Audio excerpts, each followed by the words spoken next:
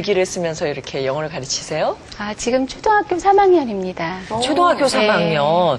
그러면 영어 일기를 언제부터 쓰기 시작했나요? 아이가 5살, 6살 정도 됐을 때부터 시작을 했었고요. 네. 그때는 아이가 원해서 시작을 했는데 또 어떠한 계기로 중단하다가 다시 초등학교 들어가면서 시작을 했습니다. 아니, 왜 아이가 원하든가요?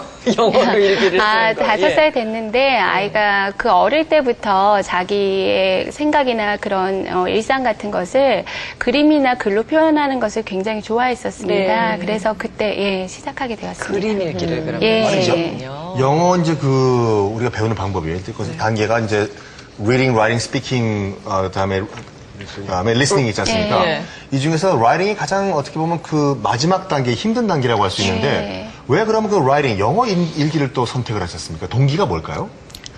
영어 일기를 쓰게 된 것은 지금 현재도 이제 여러 가지 활동을 하고 있는데요. 독후 일기나 이런 여러 가지 그런 독후 활동의 전 단계로서는 영어 일기를 사용하게 되면 라이팅에 대한 그런 습관을 잡아줄 수 있을 것 같아서 시작을 하게 되었습니다. 네. 참 얘기로 듣기로는 당연히 뭔가를 읽고 난 다음에 일기를 영어로 쓰게 한다. 너무나 이상적인 방법인데요. 네.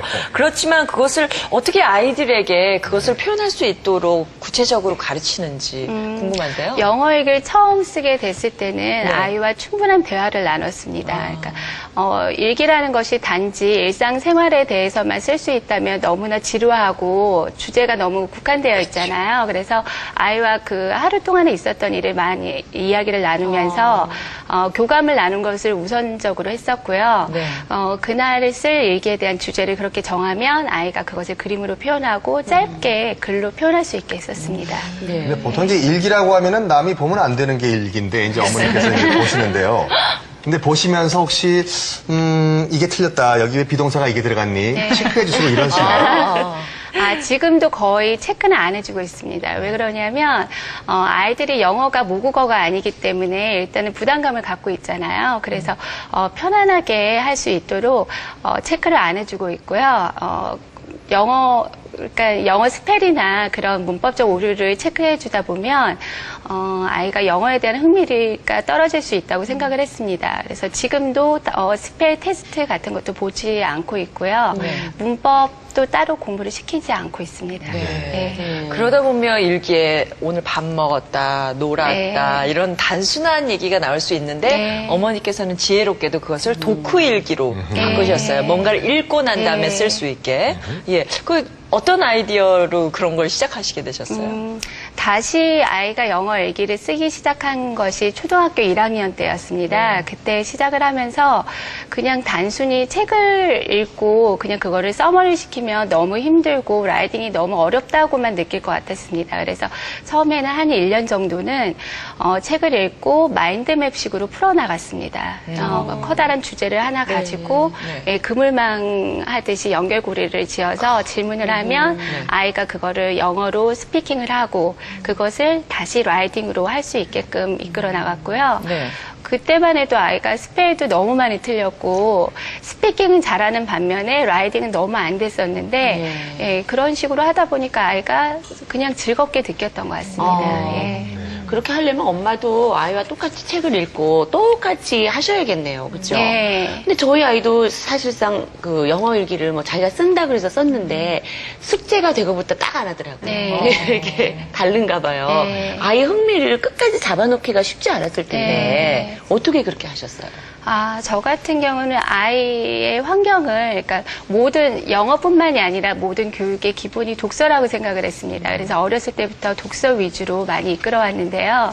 단순히 어머님들께서 독서만 시키다 보면 아이들이 고학년이 되거나 이러면 너무 지루하잖아요. 그리고 그거는 어린 아이들도 마찬가지거든요. 그러니까 강요를 해서 책을 읽히면 아이들이 점점 흥미가 떨어지고 그래서 저는 독후 활동을 좀 많이 했습니다. 만약에 과학 도서를 읽으면 집에서 집에서 준비할 수 있는 재료로 과학 실험도 해주고 그걸 간단하게 실험 일지로 쓸 수 있게도 했었고요. 미술과 접목시켜서 여러 가지 활동을 많이 했었습니다. 네, 그렇군요. 제가 듣기로는 이 영어로 일기를 쓰면서 영어 실력도 쌓고 네. 뭐 책 읽은 것도 정리하고 너무나 이상적이지만 너무나 어렵지 않을까. 저도 해보고 싶습니다. 이게 어떻게 하면 좋을까요? 한문석 교수님. 이런 방법으로는 성인들도 하기 쉽지 않을 것 같은데. 그 영어가 아니라 한국말로 일기 쓰라 그래도 영어라는 게 쉬운 일이 아니거든요. 네, 이제 네. 그런데 이제 이 어린아이 때부터 시작하면 이제 어린아이들이 이제 그 공부하는 습관 들이는 게 중요하지 않습니까? 네. 어린아이들은 습관 들여놓으면 그냥 자동적으로 하잖아요. 이제 처음에 이제 시작이 힘든 거지, 이제. 그렇죠.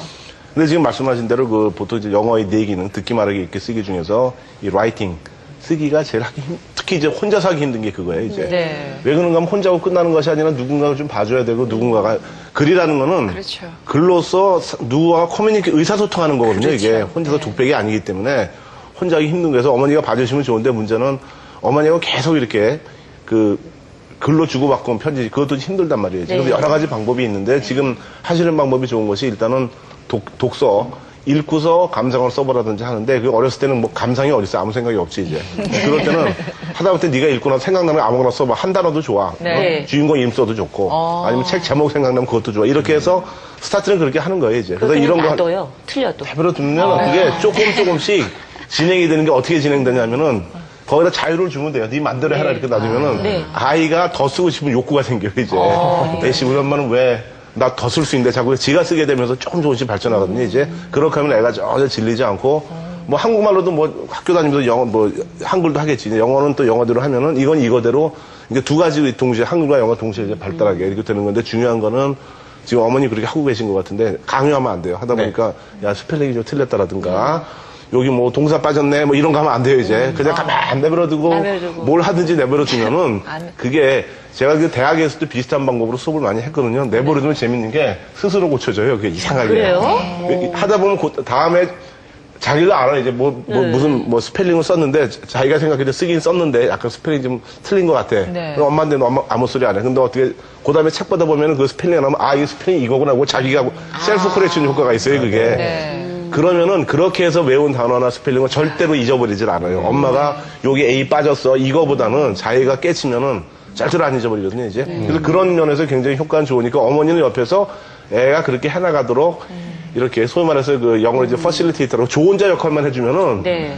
나가는 거는 내용도 아유, 엉망으로 쓰던데 우리 전혀 딸은 상관없어요. 백설공주는 딸이다 이렇게 썼어요. 백설공주는 딸이죠 아들이에요. 아니 그걸 왜 쓰냐고요. 그걸 딸이 당연히 공주잖아요. 그걸 왜 쓰냐고. 그게 그런가 하면 어렸을 때는 나 말씀 별 생각이 없거든요. 이제 쓸 말이 없는 건데 지금 좋은 말씀하셨는데 중요한 거는 뭐 해가지고 쓰기가 중요하다 그러면은 자꾸 뭔가 써보라 그러는데 문제는 머릿속에 아무 생각 없으면 한글로도 글이 안 나와요 이게. 그러니까 뭔가 생각이 들어오게끔 하려면은 스타트는 뭔가 읽기를 하다 보면 그림이 그려서 네가 그림을 봤으면 요거를 뭐 생각나는 단어 없냐 뭐 이런 식으로 해가지고 뭔가 생각이 먼저 생각을 있어야지 있게. 아무 생각이 없는데 쓰라 그러니까 백설공주는 여자다 이렇게 나오는 거예요 이제 당연히. 사교육을 한 번도 안 시켜보고 학원도 한 번도 안 보냈다 그러는데 진짜인가요? 네, 예. 예. 어떻게 그런 비교, 특별한 이유가 있으세요? 결혼 전에 남편하고 했던 약속 중에 하나가 내 아이만 사교육을 시키지 말자였습니다. 특히 영어 부분에서는 더 그랬고요. 네. 그런 생각을 했던 계기가 우연히 외국인 강사분들하고 대화를 나눌 수 있는 기회가 있었습니다. 그때 느꼈던 것은 그분들이 교육적인 마인드로 아이들을 이끌기보다는 그렇지 않으신 분들이 훨씬 더 많다는 것을 느꼈습니다. 그래서 내 아이는 내가 직접 영어를 가르치고 내가 함께 공부하면서 배워가면서 가르치자고 그렇게 생각을 했었고요. 지금까지 이렇게 그것을 실천을 해오고 있습니다. 그래서 다른 과목들도 제가 직접 한번 가르쳐 봤는데 아이와 저는 그런 교감을 통해서 굉장히 그게 잘 이끌어진 케이스라고 생각을 합니다. 예. 엄마와 하는 활동을 굉장히 좋아하기 때문에 굳이 사교육을 시키고 싶지 않고요. 예. 예, 김경호 선생님 전문가시잖아요. 이 라이팅을 통해서 영어로 쓰기를 점점 향상시킨다. 좋은 방법인 것 같아요. 네. 이만큼씩 어머니들이 한다면 뭐 아이들이 잘할 수밖에 없겠죠. 여기 어머니는 이제 전문가시고, 네. 예. 근데 보통 이제 영장문, 뭐 특히 일기쓰기 이렇게 생각하면 좋은 방법이다라고 알고는 계시는데, 왜 이걸 시작을 못 하시냐면 영장문 하면 제일 먼저 첨삭을 이제 떠올리세요. 애가 뭐를 쓰면 내가 고쳐줘야 될 텐데 이걸 어떻게 고쳐주지? 네. 그러니까 그런 부담감 때문에 사실 시작을 못 하시는데 아까 교수님도 지적하셨다시피 지금 유치나 아니면 뭐 초등 저학년 시기 아이들은 고쳐주면 안 좋아요, 오히려. 고쳐주면 안 돼요. 그러니까 장문의 어떤 유창성이나 정확성 명을 봤을 때 이 시기는 이제 유창성, 아이가 그냥 막힘없이 술술 내 얘기를 막 풀어나가는 게 중요한 시기거든요. 거기다가 빨간 펜을 딱 들고